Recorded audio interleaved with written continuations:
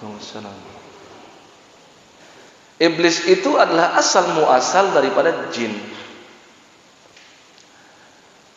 Walaupun beberapa ulama berbeda pendapat tentang asal muasal iblis itu sendiri.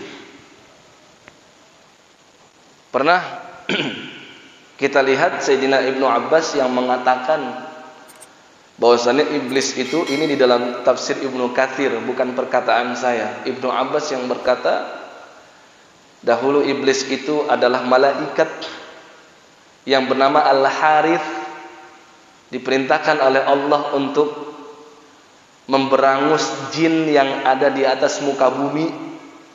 Makanya itu malaikat ketika menciptakan Adam, malaikat komentarnya, apakah engkau hendak menciptakan yang menumpahkan darah? Kan begitu ya? Wa idz qala rabbuka lil malaikati inni ja'ilun fil ardi khalifah. Qalu, maka para malaikat berkata, apakah engkau akan menjadikan makhluk yang di atas muka bumi ini, ya, wa yasfikud dima, menumpahkan darah, wa nahnu nusabbihu bihamdika wa nuqaddisu lak, sedangkan kami mensucikan engkau dan bertasbih kepada engkau. Kata Ibnu Abbas, yang suka menumpahkan darah di atas muka bumi sebelum kehadiran Adam itu adalah jin. Maka Allah perintahkan Al-Harith ini untuk memberangus mereka. Setelah itu iblis ini merasa sombong, atau malaikat ini merasa sombong, maka berubah sifatnya menjadi iblis. Itu kata Ibnu Abbas. Dan beberapa ulama sepakat dengan perkataan beliau, tapi banyak juga ulama lain yang tidak sepakat dengan beliau. Kenapa? Ada hadis yang menunjukkan beda antara material penciptaan malaikat dengan jin. Seperti hadisnya Sayyidah Aisyah, dia menceritakan Rasulullah SAW bersabda, khuliqatil malaikatu min nur, malaikat material penciptaannya dari cahaya. Wa khuliqal jannu min marijin min nar, sedangkan jin dari nyala api. Wa khuliqa adam mimma wusifa lakum, sedangkan Adam diciptakan dari apa yang sudah diterangkan kepada kalian, yaitu di Al-Qur'an dan hadis, dan di situ diterangkan dari tanah. Material penciptaannya berbeda. Kemudian juga malaikat itu tidak beranak pinak, tapi iblis beranak pinak. Jadi beda, sehingga banyak ulama yang mengatakan iblis bukan asalnya dari malaikat, memang iblis. Dan dari iblis ini lahirlah keturunan yaitu jin. Kalau jinnya tidak kekal, mengalami kematian seperti kita, ada ajal bagi mereka. Kalau iblis ada ajalnya enggak? Ada, tapi ajalnya ila yaumi yub'atsun. Maka ketika iblis protes kepada Allah Subhanahu wa taala, kan Allah bertanya, "Malaka alla takuna minas sajidin?" Wahai iblis, kenapa kamu enggak mau termasuk di antara yang bersujud kepada Adam? Iblis berkata, "Lam akun li asjuda li basyarin khalaqtahu min salsalin min hama'in masnun." Enggak sudi aku bersujud kepada ciptaan yang engkau ciptakan dari tanah liat. Ya. Qala fakhruj minha fa innaka rajim. Disitulah Allah memberikan ketetapan, wahai iblis, fakhruj minha, keluar kamu dari surga, fa innaka rajim, kenapa? Kamu sudah mendapat laknatku, kamu sudah terkutuk, kata Allah Subhanahu wa taala. Wa inna 'alaika la'nata ila yaumiddin, dan kamu akan terus aku laknat sampai yaumiddin, sampai hari pembalasan, yaitu hari kiamat. Jadi Allah menetapkan satu ketetapan kepada iblis, dan ini atas hikmah Allah. Gak perlu kita terlalu memperdalam kenapa. Allah yang maha tahu, dan Allah maha adil. Kita harus yakin itu.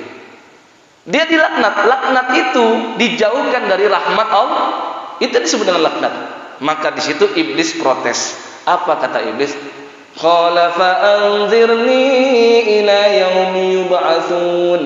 Kalau gitu ya Rabb, aku mohon kepada engkau. Itu saking rahmatnya Allah, Pak. Bahkan kepada yang paling dibenci, kepada yang paling membangkang terhadap perintah Allah, kepada pemimpin para orang-orang kafir, yaitu iblis, Allah masih mau memenuhi permintaannya. Dia meminta fa'anzirni ila yaumi yub'atsun. Berikan aku penangguhan. Penangguhan di situ berupa apa? Diberikan kehidupan. Ila yaumi yub'atsun, sampai nanti hari di mana terjadi kebangkitan, yaitu hari berbangkit, hari kiamat. Maka Allah berfirman, qala fa innaka minal munzarin. Allah sepakat, ya sudah, kamu termasuk yang aku berikan penangguhan. Jadi kalau pertanyaan iblis sampai sekarang masih ada enggak? Masih ada dan masih hidup. Di antara yang lebih menunjukkan itu hadis Nabi sallallahu alaihi wasallam. Iblis itu memiliki arsy singgasana. Dan saking sombongnya iblis itu mengikuti Allah Subhanahu wa taala. Ya, di surat Hud ayat yang ke-7 itu ada wa kana arsyuhu 'alal ma, dan arsy-nya Allah ada di atas air, maka iblis ngikut, Pak. Iblis punya singgasana dan diletakkan di atas air. Setiap hari iblis menerima laporan dari bala tentara dan keturunannya, yaitu jin.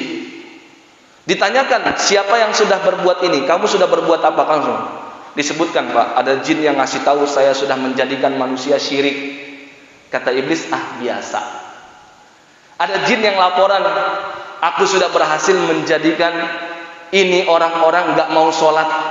Kata iblis, itu biasa.